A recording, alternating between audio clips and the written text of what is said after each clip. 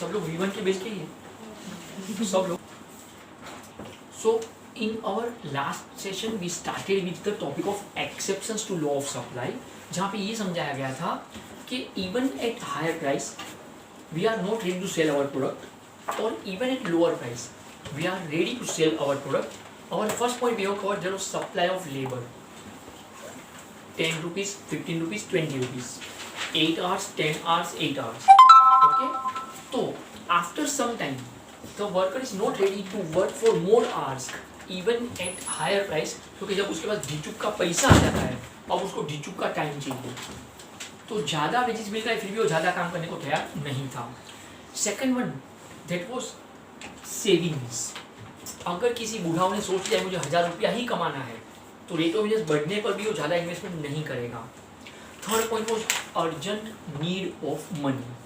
अगर पैसों की सख्त ज़रूरत है तो पैसे वाला हो या गरीब हो कम प्राइस में भी सामान बेचने को तैयार हो जाएगा.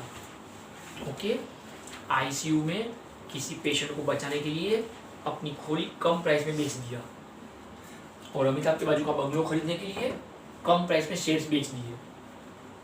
Right now our fourth point is self consumption, that is personal use, drawings.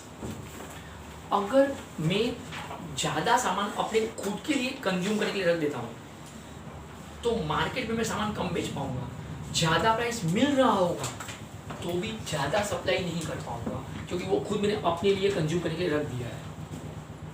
तो because of self consumption the seller can not increase the supply even at higher price.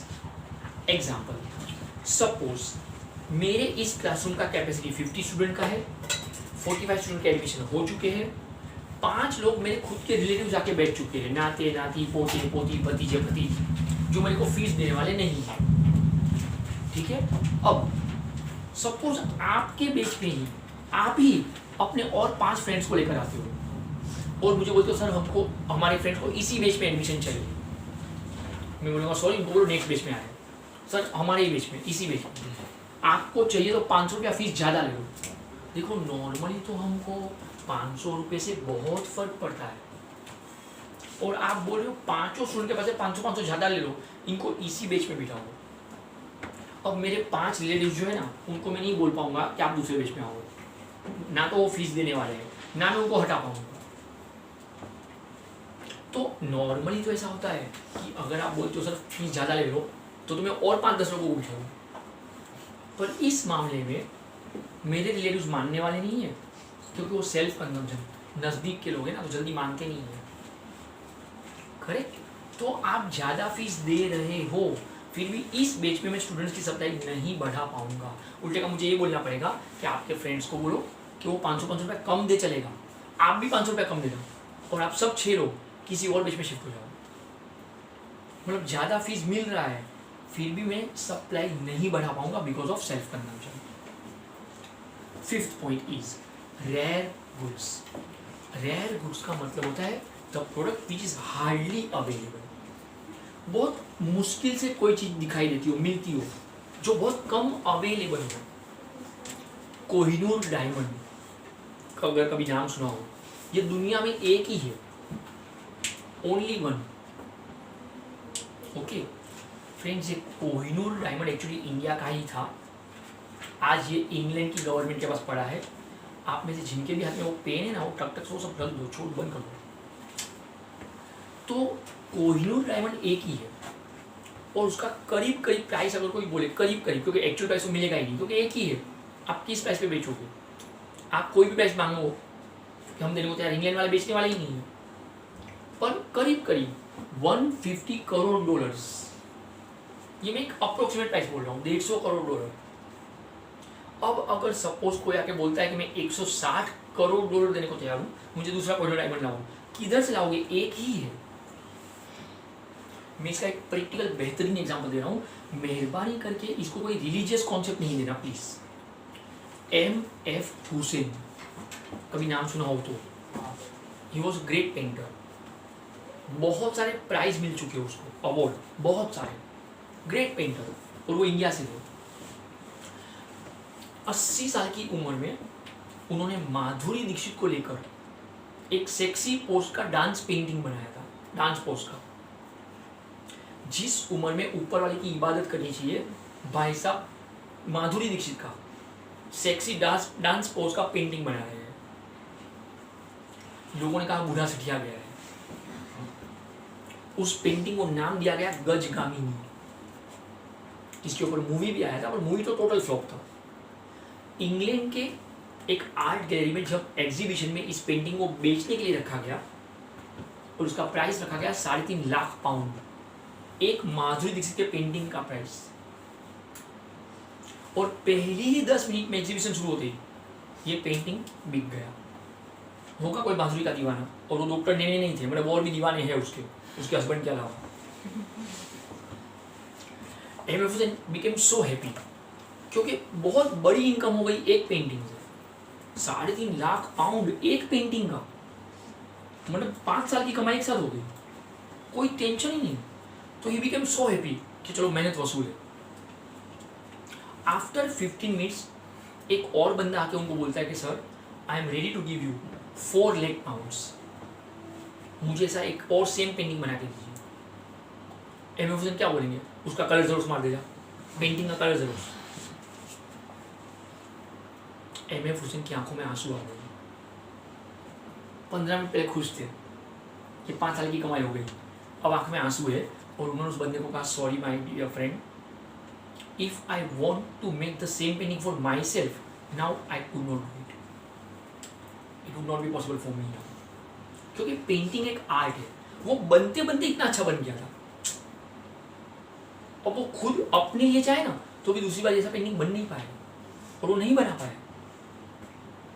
उन्होंने बोला कि काम करो, आप उसी बंदे को जाके ऑफर करो कि ज़्यादा पैसा दे रहा हूँ और उससे खरीद लो, बाकी मैं कुछ नहीं कर पाऊंगा इसमें। और बाद में उन्होंने अपनी ऑटोबायोग्राफी में लिखा है कि मुझे इस बात का अफसोस रह गया कि वो पेंटिंग मैंने बेचा ही क्यों, क्योंकि वो एक नया पेंटिंग बन गया था माधुरी दीक्षित का, और उसके बाद कभी नहीं बन पाया वो बनते बनते हो गया, फिर खत्म। आप दूसरी बार ट्राई करो तो भी नहीं होगा। मुझे नहीं पता आपको ये एग्जाम्पल कितना समझ में आएगा। कुछ चीज़ें बहुत मुश्किल से कभी कभी हो जाती है ऊपर वाले की मेहरबानी से, फिर उसका रिपीटेशन नहीं हो सकता है। बॉलीवुड का सबसे हिट मूवी पता है कौन सा है?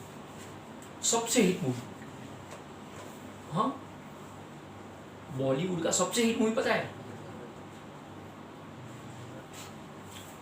DDLJ, दिल वाले दुल्हनिया ले जाएंगे, शाहरुख खान काजोल। 22 साल हो गए, अभी भी ये मूवी थिएटर में चल रहा है। बॉम्बे सेंटर में मराठा मंदिर थिएटर में अभी भी चल रहा है। सोनी टीवी पे, सेट मैक्स पे महीने में 5 बार ये मूवी आता होगा, लेकिन फिर भी थिएटर में अभी चल रहा है और कोई शो खाली नहीं होता है। 15-20 लोग तो आज भी निकलते ही है मूवी देखकर। यश चोपड़ा ने जब ये मूवी रिलीज किया और जब ये पहली बार 500 हफ्ता खत्म किया, 500 वीक्स, और फिर भी फुल, तो एक स्टार मूवीज के इंटरव्यू में उनको पूछा गया कि क्या फ्यूचर में आप इसका रीमेक करोगे या पार्ट 2 बनाओगे? तो यश चोपड़ा ने कहा कि मैं पागल नहीं हूं, क्योंकि ये मूवी बनते बनते अपने आप इतना अच्छा बन चुका है। अब मैं खुद भी चाहूं तो शाहरुख खान के पास या काजोल के पास इस तरह की एक्टिंग नहीं करा पाऊंगा, ना मैं इतना अच्छा डायरेक्ट कर पाऊंगा। मुझे नहीं पता आपने मूवी देखा है कि नहीं। अगर आप ये मूवी देखेंगे ना फ्रेंड्स, तो शाहरुख खान का एक्टिंग बहुत नेचुरल दिखता है उसमें, और एकदम कूल नेचर दिखाया है। उसके बाद उसमें ईगो आने लगा, तो अब वो जो एक्टिंग करता है वो समझता है कि एक्टिंग कर रहा है। उस मूवी में बिल्कुल नेचुरल है वो, और एकदम कूल नेचर दिखाया है। तो वो बनते बनते अपने आप इतना अच्छा हो गया। अब वो खुद भी, सब लोग खुद भी चाहेंगे तो नहीं हो पाएगा। उसके बाद रोहित शेट्टी ने ट्राई किया दिल वाले बना के वापस, अरे दिल वाले करके रोहित शेट्टी का कोई मूवी आया, रंग दे तुम है और वो किधर चला, फ्लॉप हुआ। आप उसका रीमेक करो, पार्ट 2 करो, नहीं होगा। वो बनते बनते कुछ चीजें अपने आप नायाब हो जाती है, तो इट्स अ रेयर थिंग। फिर आप प्राइस बढ़ा के भी दो, आप दूसरा चीज सप्लाई नहीं कर पाओगे। तो even at higher price the seller can not increase the supply in case of rare goods. That was the topic of exceptions to law of supply. Now your next 25 minutes should be purely mind. अगली 25 minute तक सब कुछ भूल भाल के, दिल्ली वाली girlfriend छोड़ छाड़ के, आपका पूरा फोकस सिर्फ यहीं पे होना चाहिए। कुछ भी लिखना नहीं है, कुछ भी ड्रॉ करना नहीं है, just relax and please open your mind. 4 diagram आपको बोर्ड पे एक साथ दिख रहे हैं and it consist of total 11 questions, 5 distinguish and 6 short notes. ऐसे 11 क्वेश्चंस कवर होते हैं इस 4 डायग्राम से, और बोर्ड एग्जाम में कुछ ना कुछ तो इसमें से डेफिनेटली आएगा। ऐसा सेम क्वेश्चन चैप्टर 3A में भी है जो डिमांड के लिए है। अगर सप्लाई समझ में आया तो वीडियो लेक्चर वापस देख लेगा, तो डिमांड भी जल्दी समझ में आएगा, तो रिवाइज हो जाएगा, क्योंकि वहां पे भी 11 क्वेश्चन है। अगर ये टॉपिक आप मेरे बगैर समझने बैठोगे विदाउट मी, तो यू नीड एटलीस्ट 2 आवर्स, जबकि मैं सिर्फ 25 मिनट मांग रहा हूँ विथ मी। टॉपिक का नाम है रीजंस ऑफ राइज और फॉल इन सप्लाई। अगर मैं कोई चीज मार्केट में सप्लाई कर रहा हूँ, अगर उसकी सप्लाई बढ़ रही है राइज, या कम हो रही है फॉल, तो उसके कारण क्या हो सकते हैं, reasons. The topic is broadly categorised, divides into 2 parts. Capital A variation of supply, capital B changes in supply. According to English Oxford Dictionary, variation and changes, both of these are synonymous words, समानार्थक शब्द है, लेकिन economics के हिसाब से समानार्थक शब्द नहीं है। मैं हमेशा इस बात को स्ट्रिक्टली बोलता हूँ कि इको के प्रोफेसर का इंग्लिश को भी टक्कर मारे ऐसा होना चाहिए, वरना उनको इको नहीं पढ़ाना चाहिए। हम यहाँ पे एक एक वर्ड की मारामारी समझेंगे। घर पे अगर आप मम्मी को कभी बोलते हो mummy just for a change कुछ वेराइटी बनाओ ना खाने में, तो just for a change variety बनाओ, तो ये समानार्थक शब्द हुआ, लेकिन इको में नहीं होता है। What is variation of supply, तो लिखा है नीचे due to change in price. वो ट्राइंगल को चेंज पढ़ने का, due to change in price, मतलब अगर कोई चीज का सप्लाई बढ़े या कम हो प्राइस की वजह से, प्राइस ऊपर नीचे हुआ इसलिए सप्लाई ऊपर नीचे हुआ, तो फिर वो गिना जाएगा वेरिएशन ऑफ सप्लाई। वहां पे रीजन लिखा है due to change in factors other than price. आपने प्राइस को कुछ नहीं किया, ना बढ़ाया ना कम किया, फिर भी सप्लाई बढ़ रही है या कम हो रही है because of some other reasons. Price को टच ही नहीं किया हमने और फिर भी सप्लाई ऊपर नीचे हो रहा है, तो वो गिना जाएगा चेंजेस इन सप्लाई। प्राइस की वजह से सप्लाई ऊपर नीचे हुआ तो वेरिएशन ऑफ सप्लाई, प्राइस के बगैर सप्लाई ऊपर नीचे हुआ तो चेंजेस इन सप्लाई। एग्जांपल, अगर यहाँ पे मेरा पगार बढ़ रहा है इसलिए मैं आपके लेक्चर की सप्लाई बढ़ा रहा हूँ, तो ये बोला जाएगा वेरिएशन ऑफ सप्लाई। अरे higher the price higher is the supply. अगर यहाँ पे पगार कम हो गया इसलिए मैंने लेक्चर की सप्लाई कम कर दी, तो भी वो गिना जाएगा वेरिएशन ऑफ सप्लाई। ओके, लेकिन सर ने पगार को कुछ नहीं किया, मेरा पगार जैसा है वैसा ही है, पर आपका बोर्ड एग्जाम नजदीक आ रहा हो इसलिए मैंने लेक्चर की सप्लाई बढ़ा दी, तो फिर वो क्या बन जाएगा, चेंजेस इन सप्लाई। आपको डाउट ज्यादा थे इसलिए मुझे लेक्चर ज्यादा लेने पड़े, पगार को कुछ नहीं हुआ है, या एग्जाम ऑफलाइन डिक्लेयर हो चुकी हो इसलिए लेक्चर ज्यादा लेने पड़े जिसमें पगार को कुछ नहीं हुआ है, तो फिर वो क्या बन जाएगा, चेंजेस इन सप्लाई। तो प्राइस की वजह से सप्लाई ऊपर नीचे हुआ तो वेरिएशन, प्राइस के बगैर सप्लाई ऊपर नीचे हुआ तो चेंजेस। यहाँ पे हमने एक हिंट दिया है, अदर फैक्टर्स रिमेन कांस्टेंट। अब कौन से other factor, before 2 lectures we have discussed determinants of supply, 12 point थे, cost of production, level of technology, government policy, price of other goods, motive of producer, infrastructure, natural calamities. याद आया कुछ? अगर वो सब चीजें हैं और उसको कांस्टेंट मान लो, क्योंकि प्राइस ऊपर नीचे हो रहा है तो बाकी सब चीजें कांस्टेंट है, बाकी की पूरी दुनिया ठहर चुकी है, थम चुकी है, रुक चुकी है, सिर्फ प्राइस ऊपर नीचे हुआ इसलिए सप्लाई ऊपर नीचे हुआ, तो अदर फैक्टर्स रिमेन कांस्टेंट। वहां पे मैंने बोला है प्राइस रिमेन्स कांस्टेंट। आपने प्राइस को कुछ नहीं किया, पर बोर्ड एग्जाम डिक्लेयर हुआ, इसलिए लेक्चर की सप्लाई बढ़ गई, कम हो गई, ऊपर नीचे हुआ, तो फिर वो चेंजेस इन सप्लाई। एक इंटरेस्टिंग बात बता रहा हूँ, टॉपिक तो अभी शुरू भी नहीं हुआ है and your first distinguish complete. First distinguish, yes, समझ गए। Distinguish between variation of supply, changes in supply. Minimum 2 points are required. 2 mark का एक आएगा, 2 पॉइंट कम से कम चाहिए, और वो 2 पॉइंट आपको मिल गए। बताओ कैसे। फर्स्ट पॉइंट आएगा मीनिंग, टॉपिक यहाँ से शुरू करेगा, एनी राइज और fall in supply due to change in price. Opposite side, any rise or fall in supply due to changing factors other than price. Second point, constant. यहाँ पे other factors remain constant, वहाँ पे price remains constant. अगर तीसरा point फेंकना हो तो इसके 2 बच्चे, देखो अपने पास बच्चों की कोई कमी नहीं है, हम 2 हमारे 2 होते रहते हैं। तो इसके पहले 2 बच्चे हुए, अब इसके वापस 2 बच्चे, extension of supply, contraction of supply. इसके भी 2 बच्चे हैं, increase in supply, decrease in supply. तो your first distinguish complete. 3 point लिखने हो तो 2 पॉइंट लिखने हो तो भी चलेगा, you will get full marks. अब मैं डिटेल में आ रहा हूँ। अगर प्राइस की वजह से सप्लाई ऊपर नीचे हुआ तो ही हम उसको बोलेंगे वेरिएशन ऑफ सप्लाई, और उसके 2 बच्चे हैं, extension of supply and contraction of supply. Price के बगैर सप्लाई ऊपर नीचे हुआ तो ही वो बनेगा चेंजेस इन सप्लाई, और उसके भी 2 बच्चे हैं, increase in supply, decrease in supply. अब यहाँ पे वापस भेजे में तबला बचेगा। According to English Oxford dictionary, rise मतलब बढ़ना, एक्सटेंशन मतलब बढ़ना, इंक्रीज मतलब बढ़ना, ये तीनों समानार्थी शब्द है। ओके, फॉल मतलब कम होना, कॉन्ट्रैक्शन मतलब कम होना, डिक्रीज मतलब कम होना, ये तीनों भी समानार्थी शब्द है इंग्लिश के हिसाब से। मेरा इको चिल्ला चिल्ला के बोलेगा कि समानार्थी शब्द नहीं है, नहीं है फ्रेंड्स। और बहुत छोटी बात से मैं प्रूफ कर सकता हूँ, मैंने अच्छे को इंग्लिश में चुप किया है। अगर सच में समानार्थी शब्द है तो जब सुबह सुबह सनराइज होता है, सनराइज, कभी किसी के मुंह से सुना है सन एक्सटेंशन हुआ? कभी सुना है सन इंक्रीज हुआ?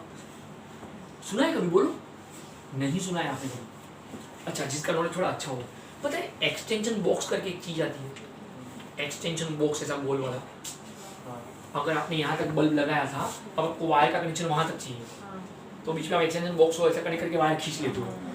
कभी उसको बोलते हैं इंक्रीज बॉक्स, राइज बॉक्स, क्यों एक्सटेंशन बॉक्स? अगर और भी नॉलेज अच्छा हो, रेलवे में एक टिकट निकलती है जिसका नाम है एक्सटेंशन टिकट। सर किधर से कुछ भी लाते हो? नहीं फ्रेंड्स, अगर मेरे पास बोरीवली से अंधेरी का मंथली रेलवे पास है और एक दिन में बोरीवली स्टेशन में खड़ा हूँ और मुझे आज विले पार ले जाना है, तो क्या करूँगा मैं? बोरीवली से पहले अंधेरी आ जाऊँगा, अंधेरी उतर जाऊँगा और फिर एक स्टेशन का टिकट लूँगा? नहीं फ्रेंड्स, मैं बोरीवली टिकट विंडो पे अंधेरी तक का पास दिखा के बोलूँगा कि मुझे एक स्टेशन के लिए एक्सटेंशन टिकट चाहिए, और उसका नाम एक्सटेंशन टिकट है, राइज टिकट नहीं है, इंक्रीज टिकट नहीं है, क्योंकि ट्रेन यूं आगे बढ़ती है, यूं ऊपर नहीं जाना है, ऐसा वर्ड नहीं पहुंचना। ये सब के अपने अपने अलग मायने हैं। जब समझ में नहीं आता है ना तो लगता है यार कुछ भी, क्या फर्क पड़ा, ये लिखो या वो लिखो, क्या ये लिखो वो लिखो। अरे बहुत एक एक वर्ड का मारामारी होगा, एक एक वर्ड का। जहाँ पे मैं राइज वर्ड बोलूँ वहाँ पे राइज ही होना चाहिए, और जहाँ पे इंक्रीज बोलो वहाँ पे इंक्रीज ही होना चाहिए। फिर आप बोलो और क्या सर समानार्थी शब्द तो है, भाई वो इंग्लिश को दिखाओ, इको में मत बताओ ये चीज़ समानार्थी शब्द। देखो बढ़ना 2 तरह का होता है, राइज मतलब बढ़ना, बढ़ना 2 तरह का होता है, एक बढ़ना यूं होता है और एक बढ़ना यूं होता है। सिमिलरली फॉल मतलब कम होना, कम होना भी 2 तरह का होता है, एक कम यूं होता है और एक कम यूं होता है। एक बार ना इंडिया के मुंबई का कुत्ता और पाकिस्तान के लाहौर का कुत्ता दोनों बातें कर रहे थे। लाहौर के कुत्ते ने मुंबई के कुत्ते को कहा कि तू भी कुत्ता, मैं भी कुत्ता, तू भी भौंके मैं भी भौंकूं, तो हम दोनों में फ़र्क क्या? तो मुंबई के कुत्ते ने कहा देख भाई तू लाहौर में ना रोड के बीच में खड़े रहकर अपनी पूंछ ना यूं हिला सकता है, लेकिन मुंबई में बहुत भीड़ होती है तो हम लोग रोड पे खड़े रहकर अपनी पूंछ यूं हिलाते हैं। अब इससे अच्छा समझाने को मेरे को नहीं आता है। आपको नहीं समझता है तो बाहर निकल के मेरे को गाली दे देगा कि तेरे को समझाने को नहीं आया, क्योंकि इससे अच्छा नहीं समझा पाऊंगा मैं। अरे कितना एग्जाम्पल दूँ और ये सब एक नहीं है। Okay, is it okay? तो ये सब में फर्क है। अब हम डिटेल में एक एक चीज को कवर करेंगे। Extension of supply, just observe the diagram. Supply is on X axis, price is on Y axis. Price rises from P to P1, supply rises from Q to Q1। मैं rises word use कर रहा हूँ, increase increase नहीं, क्योंकि वो सब वहां पर। ओके, अरे नॉर्मल लॉ ऑफ सप्लाई सोचो, higher the price higher is the supply, और वो लिख के नहीं आने का, क्योंकि वो तो लॉ ऑफ सप्लाई का स्टेटमेंट था, तो उसके मार्क्स नहीं मिलते। ओके, तो क्या एक्सप्लेन करना है? Supply rises due to rising price, supply rises due to rising price, अरे supply rises due to rising price, अरे supply rises due to rising price, अरे supply rises due to rising price. Supply rises due to rise in price is known as extension of supply. There is upward movement from A to B. काहे को upward movement? क्योंकि price ऊपर गया है। अरे समझ रहा है? इसलिए वो upward movement लिखा जाएगा, क्योंकि प्राइस ऊपर गया इसलिए सप्लाई ऊपर गया। प्राइस बढ़ा तो सप्लाई बढ़ा। अगर ये इतू सा भी समझाओ, इतू सा ज्यादा नहीं, इतू सा भी, exactly opposite contraction of supply is on x axis, price is on y axis, price falls from P to P1, supply falls from Q to Q1, तो lower the price, lower is the supply। पर explain ऐसा नहीं करेगा, explain क्या करेगा? supply falls due to falling price, अरे supply falls due to falling price, अरे supply falls due to falling price, अरे supply falls due to falling price। Sir बेवड़ा मार के आते हो, याद रखने के तरीके हैं। यू आर सो लकी कि आपके पास प्रशांत सर है, जो मेरे पास नहीं थे। तो ये सब टॉपिक समझने वाला, समझाने वाला कोई था ही नहीं। मतलब कुछ कंफ्यूजन क्लियर ही नहीं होता था कभी कि क्या फर्क है। आपको मेरे हाथों के मूवमेंट याद रखने चाहिए फ्रेंड्स। यहाँ पे हाथ यूं जा रहा था, यहाँ पे हाथ यूं आ रहा है। Supply falls due to fall in price, so it is known as contraction of supply. There is downward movement from A to B. क्यों downward movement? क्योंकि प्राइस नीचे आया है, इसलिए सप्लाई कम हुई है।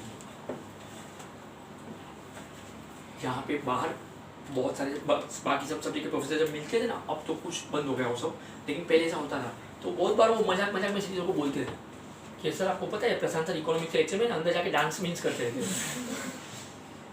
सर बोलते हैं हाँ, उसी के तो पैसे लेते हैं, क्योंकि और क्या आंसर देंगे हम। अभी उनको मैं और क्या बता पाऊँ कि डांस मीन्स क्यों था। तो कहीं ना कहीं ये जो मूवमेंट है मेरे हाथों के, ये याद रखने के तरीके हैं। मुझे नहीं बता पाऊँ ये समझा कितना, लेकिन अगर थोड़ी भी अक्ल चली ना, your second distinguish complete. Distinguish between extension of supply, contraction of supply. यहाँ पे हम बोल पाएंगे supply rises due to rise in price, यहाँ पे supply falls due to fall in price. There is upward movement, there is downward movement. Third point diagram, sir distinguish diagram, yes. Paper हरा भरा लगेगा और भरा भरा लगेगा। क्लियर? अरे दो डिस्टिंग्विश क्लियर? सर दो कैसे? ये एक ऊपर दूसरा सिखाया था ना, यस और नो? यस। अब तक जो पकाया उसको अगर स्पीड में रिवाइज कराऊं 30 सेकंड्स में, रीजंस ऑफ राइज और फॉल इन सप्लाई, इसके दो बच्चे, variation of supply, change in supply, due to change in price, due to change in factors other than price, other factors remain constant, price remains constant. इसके दो बच्चे हैं, extension of supply, contraction of supply. इसके भी दो बच्चे हैं, increase in supply, decrease in supply. आप लोग साइड पे जाओ, एक्सटेंशन आ गया, supply rises due to rise in price, upward movement हो गया, चल अंदर जा। एक कॉन्ट्रैक्शन आ गया, supply falls due to fall in price, downward movement हो गया। चलो आप लोग जाओ, एक आप लोग आ जाओ, 20 सेकंड में रिवीजन करो। 30 सेकंड मांगा था ना, 20 सेकंड में खत्म। आज आप पागलपंथी कर रहे हैं। यही याद रखने का तरीका है। अगर मेरी एडवाइस मानो ना तो कभी फुर्सत से ऐसे टॉपिक का रिवीजन करना हो ना तो मिरर के सामने खड़े रहकर ऐसा पागलपंथी करने हैं। मैं तो जब कॉलेज से आता था और जब इको समझ में नहीं आता था कॉलेज के लेक्चर में, ओके, तो घर पे ना एक जूता ये बाजू फेंकता था, एक जूता ये बाजू फेंकता था और खुद को चेयर पे फेंकता था और बाद में आंखें बंद करके ऐसा बेस। मम्मी पूछती थी क्या कर रहा है, स्टडी कर रहा हूँ। क्योंकि वो बोर्ड के जो डायग्राम होते ना उसको छाप दिया आंखों पे और फिर खुद का सब टेक्निक कि इसको याद कैसे रखा जाए। ये स्टडी का तरीका था मेरा। बुक देखूं तो टेंशन ना, बुक देखने का ही। तो यहाँ पे आपका 2 डिस्टिंग्विश कंप्लीट हो गया। क्लियर? चलो अब हम सेकंड पार्ट पे जा रहे हैं, चेंजेस इन सप्लाई। टॉपिक तो यहीं से पकड़ने का। एनी राइज और fall in supply due to change in factors other than price is known as changes in supply. Price remains constant. इसके 2 बच्चे थे, increase in supply, decrease in supply. Just observe the first diagram, increase in supply. ध्यान से, supply is on X axis, price is on Y axis. Price OP is constant है, मतलब ध्यान से देखो डायग्राम। प्राइस ना तो ऊपर जा रहा है ना तो नीचे आ रहा है, अरे वहीं के वहीं रह गया है। यस और no? Yes. Supply rises from Q to Q1, right? पर इसको मैं देखो एक्सप्लेन क्या करूँ। Supply rises due to change in factors other than price. Supply rises due to change in factors other than price. Supply rises due to change in factors other than price is known as increase in supply. Is known as increase in supply. Price OP is constant. Supply rises from Q to Q1. अब यहाँ पे हम बोल पाएंगे S is the original supply curve and S1 is the new supply curve. Observe करो, compare करो। यहाँ पे सप्लाई कर्व एक ही था, सप्लाई कर्व एक ही था और प्राइस ऊपर नीचे हो रहा था, इसलिए यहाँ पे मूवमेंट बढ़ा, मूवमेंट। यहाँ पे सप्लाई कर्व 2 है, पुराना है यह, नया है वह। अरे पुराना है यह, नया है वह, पुराना है यह, नया है वह। अरे ये आत्माराम तुकाराम भिड़े है, ये बबीता जी है। और इसलिए अब यहाँ पे मैं क्या बोलूँगा, सप्लाई कर्व शिफ्टेड। यहाँ पे मूवमेंट वर्ड था क्योंकि एक ही सप्लाई कर्व था, ऊपर नीचे हो रहा था, ये ऊपर नीचे नहीं हो रहा है, तो supply curve shifted from left to right.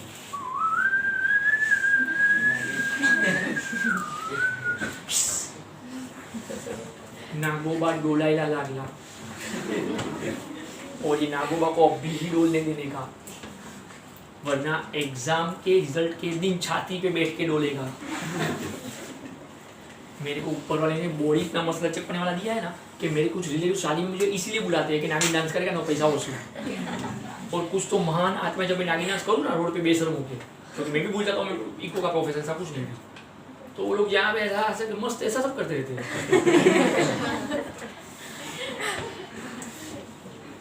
तो supply curve shifted from left to right.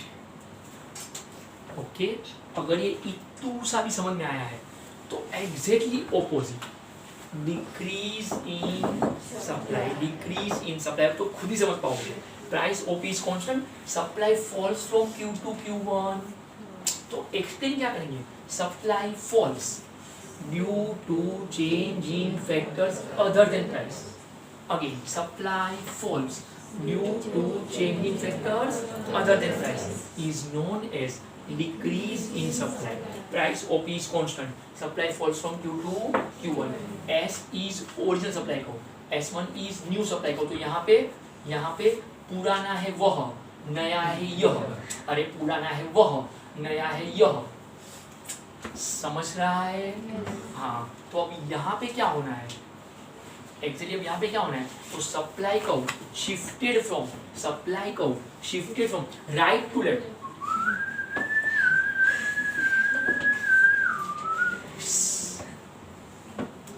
Yes, अगर थोड़ी भी अक्कल चली हो ना, इंक्रीज में आप बोलते हैं supply curve shifted from left to right, decrease में आप बोल रहे हो supply curve shifted from right to left.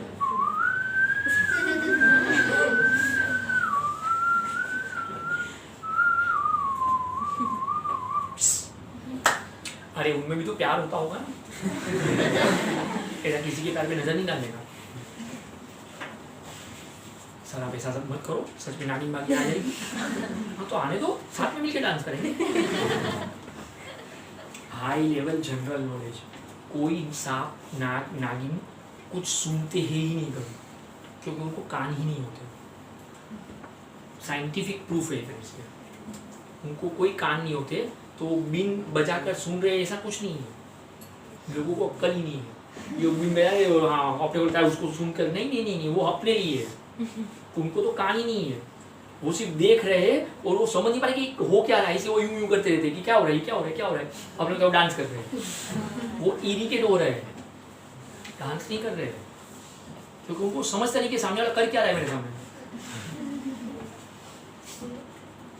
तो कहीं ना कहीं ये हम क्लियर कर चुके हैं कि यहाँ पे supply curve shifted from left to right, वहाँ पे supply curve shifted from right to left.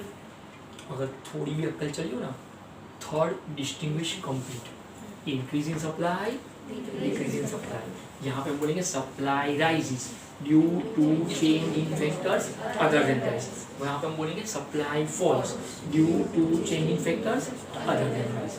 यहाँ पे हम बोलेंगे supply curve shifted from left to right, यहाँ पे supply curve shifted from right to left. Third point diagram, paper हरा भरा लगेगा और भरा भरा लगेगा। 3 डिस्टिंग्विश हो गए।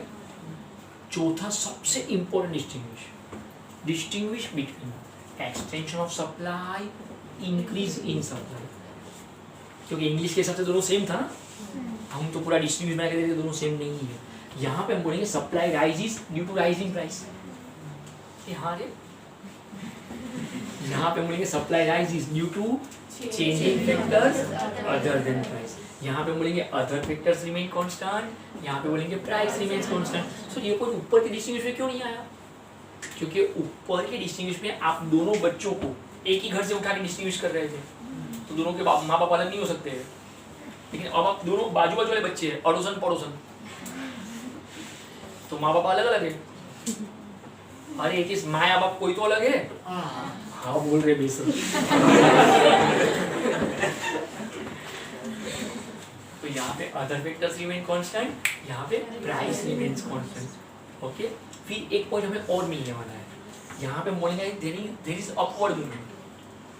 यहाँ पे बोल पाएंगे supply curve shifted from left to right, तो यहाँ पे मूवमेंट वर्ड है, यहाँ पे शिफ्टेड वर्ड है। एंड फोर्थ पॉइंट डायग्राम, अरे जमीन आसमान का फर्क है दोनों डायग्राम। चलो सबसे इंपॉर्टेंट 5वां डिस्टिंग्विश आप खुद बना पाओगे, contraction of supply, increase in supply. यहाँ पे बोलेंगे supply falls due to fall in price, supply falls due to change in factors other than price, other factors remain constant, price remains constant. There is downward movement, supply curve shifted from right to left. Fourth point diagram, paper हरा भरा और भरा भरा, correct. 5 distinguish हो गए, yes और no? Yes. अब मैं 6 शॉर्ट नोट पे आ रहा हूँ, एक ही शॉर्ट नोट समझाऊंगा, बाकी आप मेरे को समझाएंगे। सपोज मैं पहला शॉर्ट नोट ले रहा हूँ एक्सटेंशन ऑफ सप्लाई, ध्यान से देखो क्या चीटिंग करने वाला हूँ। ये एक डायग्राम समझ में आना चाहिए तो शॉर्ट नोट हो जाएगा। कुछ भी करके 28 लाइन्स भरना है, 28 लाइन तक पहुँचना है। सर एक काम है ना, पूरा 28 लाइन डायग्राम 7-8 लाइन से ऊपर नहीं होना चाहिए। तो अब ये एक शॉर्ट नोट है एक्सटेंशन ऑफ सप्लाई, करेक्ट। क्या करूँगा, टॉपिक यहाँ से शुरू करूँगा। एनी राइज और fall in supply due to change in price is known as variation of supply. Other factors remain constant. It is of 2 types. Number 1, extension of supply. Number 2, contraction of supply. Leave one line. Presentation. Tambura presentation page भर रहा हूँ. Again number 1, extension of supply. Double underline. Presentation. क्योंकि ये main short note है. Leave one line. Draw the diagram. Leave one line. Presentation. अभी diagram को पकाना शुरू करूँगा. Supply rises due to rise in price is known as extension of supply. there is upward movement from A to B. In the diagram, supply is on x-axis, price is on y-axis, price rises from P to P1, supply rises from Q to Q1. हर एक point नई line में 28 line पर गई है ना, कमाल का टक्कर। आप में जितने लोगों को अक्ल चली हो, मेरा सेकंड शॉर्ट नोट भी हो गया, कॉन्ट्रेक्शन ऑफ सप्लाई, अरे यहीं से पकड़ना शुरू करेंगे। मेरा थर्ड शॉर्ट नोट भी हो गया, इंक्रीज इन सप्लाई, अरे अब वहां से यहाँ तक ले आएंगे, नहीं समझ रहा है। मेरा फोर्थ शॉर्ट नोट भी हो गया, डिक्रीज इन सप्लाई, यस। मेरा फिफ्थ शॉर्ट नोट भी हो गया, वेरिएशन ऑफ सप्लाई। और दोनों डायग्राम बना के आएंगे, उसको एक पेज चाहिए, मैं 2 पेज भर के दूंगा। अरे मतलब समझा रहा हूँ, अगर उसने बाप के बारे में पूछा है तो दोनों बच्चों के बारे में लिख के आएंगे। अरे अगर उसने धीरू भाई अंबानी के बारे में पूछा है तो मुकेश अंबानी, अनिल अंबानी, दोनों के बारे में लिख के आएंगे। कुछ समझ रहा है? और छठा शॉर्ट नोट भी हो गया, चेंजेस इन सप्लाई, उसको एक पेज चाहिए, हम 2 पेज देंगे। Getting the logic? Confirm? Now once request, अब ये सब जो बोर्ड पे है ना, वो आपको आपकी नोटबुक में छापना है, क्योंकि नोट्स में डायग्राम्स नहीं है तो लटक जाओगे कहीं। ओके, 11 क्वेश्चन है, 1 मिनट रुको पहले सुन लो। या तो आप एक क्या काम कर सकते हो कि नोटबुक में एक पेज पे ऐसे चारों बच्चों को पैदा करेंगे, गुचरम भीड़ भाड़ में, कंजस्टेड, या फिर एक एडवाइस देता हूँ, आमने सामने 2 पेज लीजिए। अरे डेबिट पे 2 बच्चे, क्रेडिट पे 2 बच्चे, समझा? तो अड़ोसन पड़ोसन 2 बच्चे होने दो। अच्छा, हर एक डायग्राम के नीचे 3 लाइन लिखने के लिए जगह चाहिए। हर एक डायग्राम के नीचे 3 लाइन लिखने को जगह तो बहुत बचेगा आपके पास। Okay, start. अच्छा, बोर्ड में जितना कुछ है सब ऐसा लिखना है, जहाँ पे जो कुछ है सब लिखना है।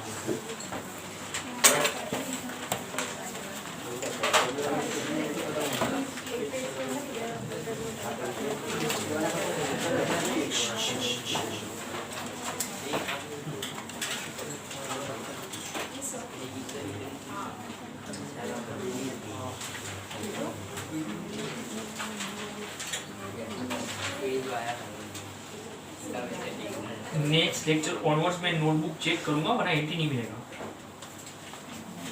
आपको काफी टाइम से बोल रहा हूँ कि अब डायग्राम्स आ रहे हैं। इसी बंद करो।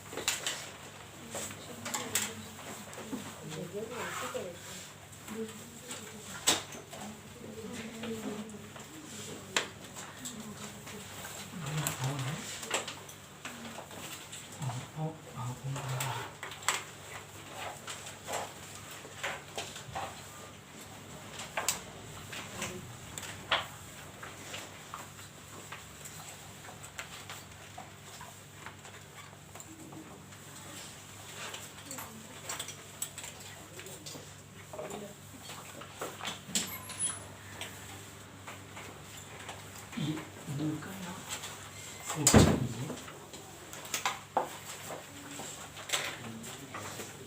और बोर्ड का फोटो ले लीजिए